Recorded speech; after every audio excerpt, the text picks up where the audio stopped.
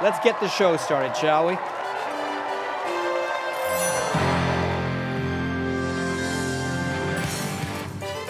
Live from BC Children's Hospital in Vancouver, it's the 29th Annual Miracle Weekend.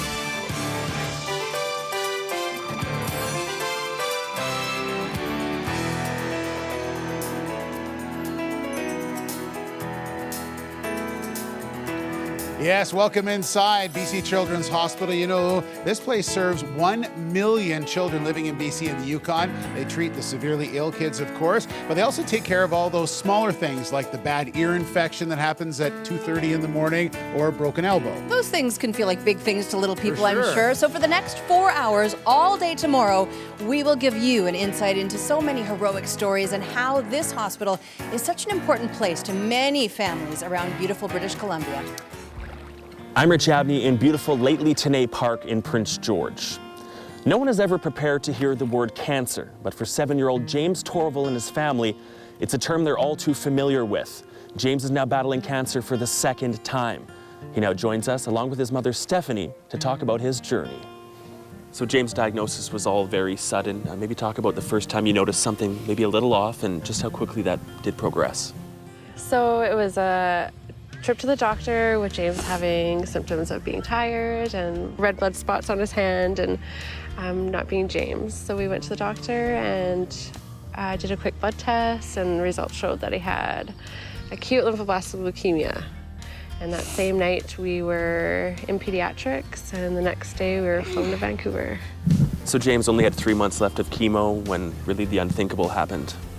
Yes, James had a CNS relapse. They found cancer cells in his spinal fluid. And so he did a whole year of intensive treatment in Vancouver in Children's Hospital. And now he's doing maintenance. So he's doing 4 weeks of intravenous chemo and 6 weeks of oral chemo. So things are good. Since his relapse in 2014, James has been on a vigorous journey of radiation and chemotherapy. Just how well has he been handling all of that? Amazing. James is a rock star. He does well with all his nurses, all his doctors, and they think very highly of him. And he's just one kid who doesn't give up.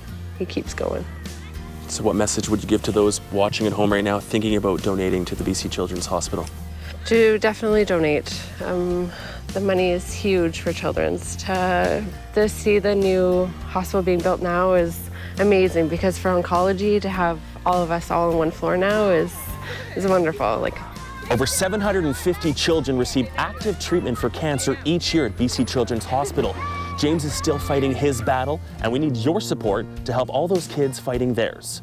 I'm Rich Abney in Lately Tenay Park in Prince George.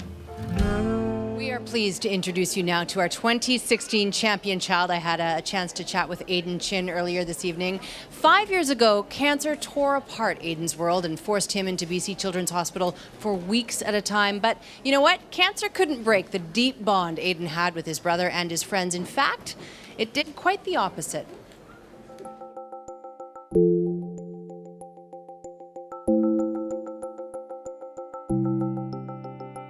I don't expect my cancer to come back. It's a new chapter in my life. I guess there is a sense of being a child, being a teen again.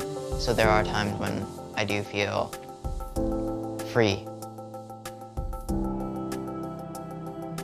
I don't think I could ever fully go back to what it was like before. Bren was 7 years old and I was only 11, so we both were just kids, right? I had no clue. I heard the cancer word, I was just like, what is that? Okay, maybe I'm gonna see him tomorrow. My eyes kind of started opening up and I was just like, Aiden's not gonna be here for a while. I'm only gonna see him maybe a couple times a week. It just kept on going in my head, like, what if he was not gonna make it? What if I wasn't gonna see him at home anymore? There were times when I was feeling really sick and out of it and tired, and there were times when it wasn't always the chemo, it was about how other patients in the hospital were doing. You don't know what it's like, because I've been through so much pain, but I want to be here for 2 weeks. They've been here for 6 months, you say? And I was sad that there were other patients and there were other children that were younger than me going through cancers that were harder than mine. Basically, from that point on, I was like, why don't I try to get through it and then hopefully come back, help out. That's what I've basically been trying to do since I finished treatment.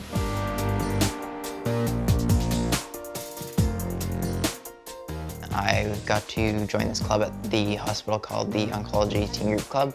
It's something that you can't find out of the hospital. As a survivor, I'm still part of the teen group.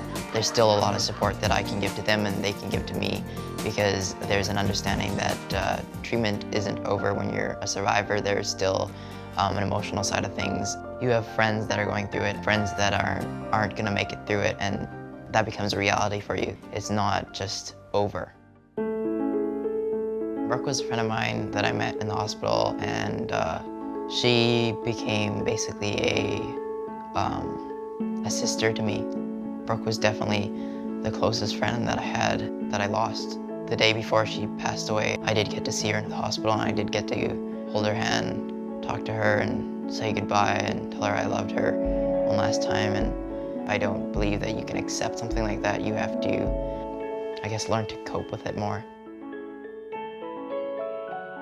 Before, I felt like cancer was something that was rare, that 1 in a ton of kids would be diagnosed, but it's not rare, and there's a lot of kids in oncology, children that are going through what you went through, and pain that is unexplainable. I want to be able to give back to those that have helped me in the hospital, that have made it so that I can go out there and be active and just live my life again. It's a really good feeling that I could just go home and do something with my brother now.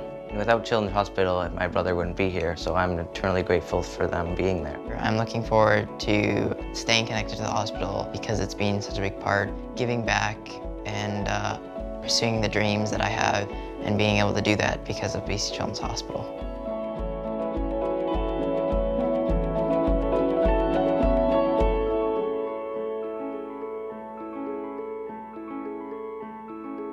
Miracle Weekend coming to a close, but what a weekend it's been.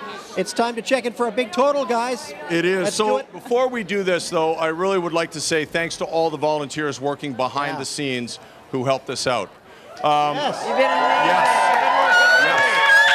It really is a cast of thousands. So do we want to do this right now? Yeah, we did. Okay, let's do it. All right. Let's turn the numbers. Okay.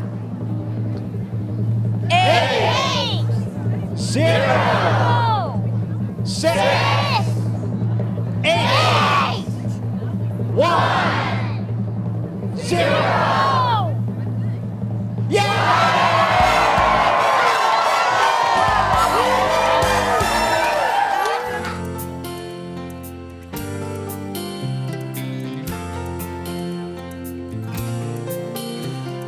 Angels are smiling, lifted by love, awed by the children, exploring their world of pure innocence, pure love.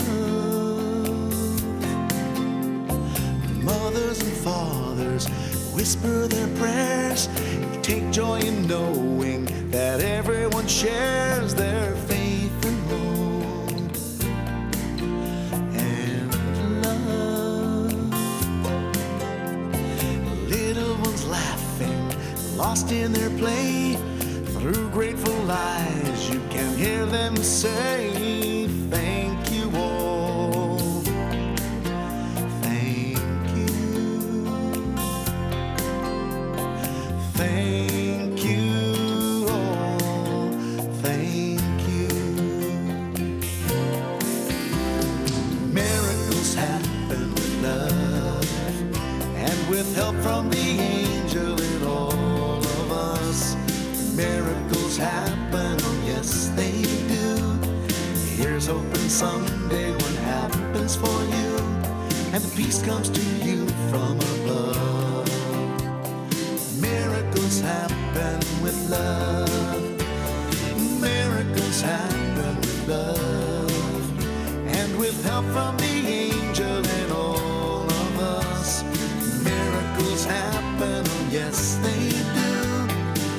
Here's hoping someday one happens for you, and peace comes to you from above. Miracles happen